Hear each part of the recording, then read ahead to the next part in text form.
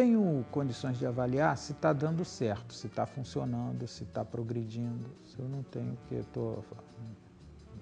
Agora, eu posso dizer que o ensino brasileiro, a escola brasileira, deu um passo adiante quando começou a tratar da África, quando começou a pensar na África.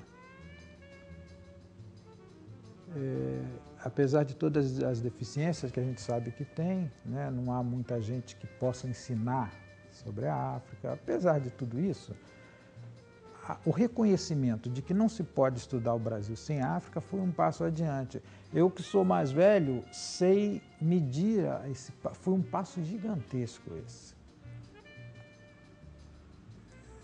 De tal jeito que qualquer professor que vá ensinar qualquer coisa do Brasil, mas não saiba nada de África, não está preparado ainda para ser um bom professor, né? Ele precisa saber coisas, saber, enfim, que houve um processo civilizatório na África e que muito do que nós brasileiros fazemos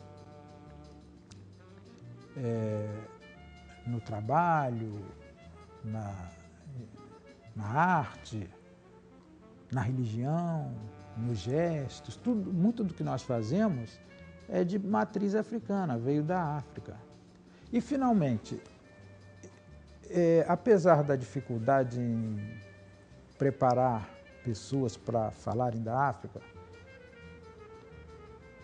basta uma olhada no mapa da África, com a apresentação de algumas coisas que a África tem, que a África fez, para fazer avançar essa proposta, essa ideia.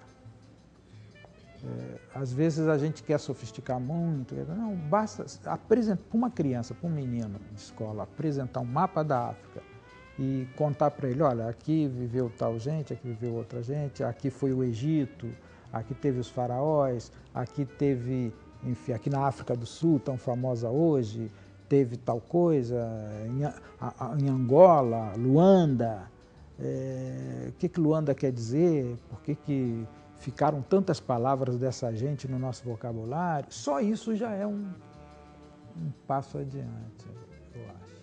O caminho melhor é esse, tirar a criança da sala e levar no museu, esse. Viu? É o melhor caminho que eu conheço. Quando eu fui diretor do Museu Histórico aqui, eu tentei muito que o museu tivesse um ônibus com chofer e gasolina. Se tiver isso nas escolas de São Paulo, para uma vez por semana uma escola ir lá no museu, você deu um grande passo adiante. Como disse o cara que chegou na Lua, é um pequeno passo para o sujeito, mas é um grande passo para o Brasil. Levar as crianças nesse museu e deixar elas lá, e o professor ir só, sabe, dando um toque aqui. Ele também não vai dar aula lá, porque isso também não funciona. Levar a criança no museu para dar aula de história. Não, deixa a criança lá olhar tudo e conforme o professor vê se ela despertou alguma curiosidade, ela parou diante de uma estátua, o professor aí chega a dar um toque, olha, isso foi fulano de tal, isso foi Carlos Gomes.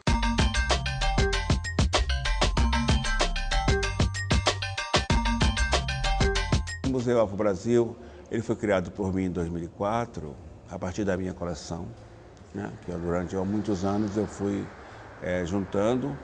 E a ideia do museu não é um museu de antropologia, para se conhecer o negro, né, quer dizer, do ponto de vista antropológico, mas, sobretudo, é um museu pensado para se estabelecer a questão da memória, né? A memória, a arte e a história, aqui entrelaçadas para exatamente reivindicar a criação de uma nova escrita sobre a história do Brasil, porque aqui, além da questão da escravidão, você tem aqui a história de muitos personagens, né?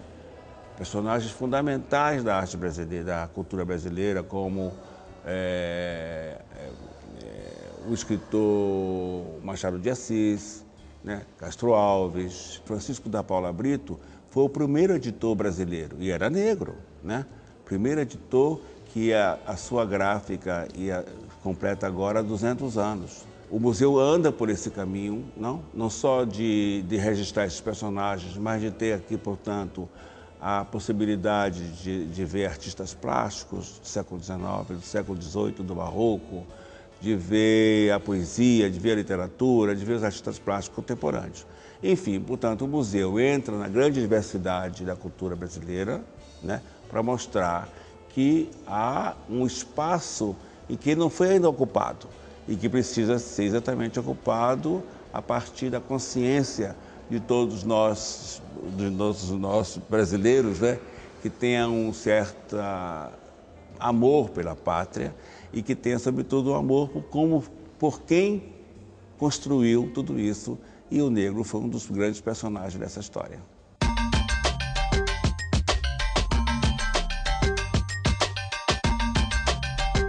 Em primeiro lugar, que não existe uma África, que existem várias Áfricas, que não se pode generalizar sobre um continente tão variado.